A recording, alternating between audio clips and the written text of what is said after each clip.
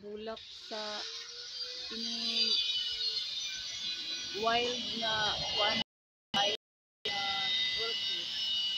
Kanang mga orchid na makita nimo sa lasang muni siya. Gamay ang ihang punuan kay tanawa bulak. Dugay na ni siya mga 1 month ni wala pa siya ni layo. Kabalo mo sa story ani mga kawal. Ang akong auntie na kanang 76 years old.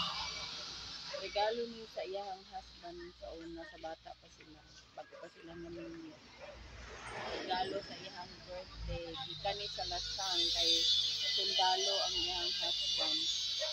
Pag uli gidalan siya ano sa kapunuan niya. Hangtod karon wala na si daddy kay patay na siya for a long time. Pero si mami 76 years old na gialagaan gyapon niya ang orchid ni daddy nga regalo sa iyang birthday.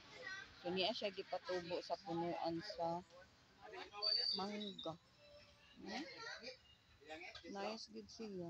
Sakto gud ang pagkaregalo ni daddy kay nice. Patay na si daddy pero ang orchid na regalo buhi pa. So naano siya ka sweet na story ani nga orchid gikan sa lasang. Ang karon niya na dinhi daghan na ni siya og kanang daghan naman ang kanin siya og kuan kanang mga saha ba. Sige na mas nagbalhin-balhin. Daghan na kay saha ni karong bag-o kay gipamnantang ang saha wala si mami nakabantay. Asa gibutang. So kining isa ra ang bilin na ako sa ibabaw. Ito sabog ikatro siya dito wala na siya itanong ikatro.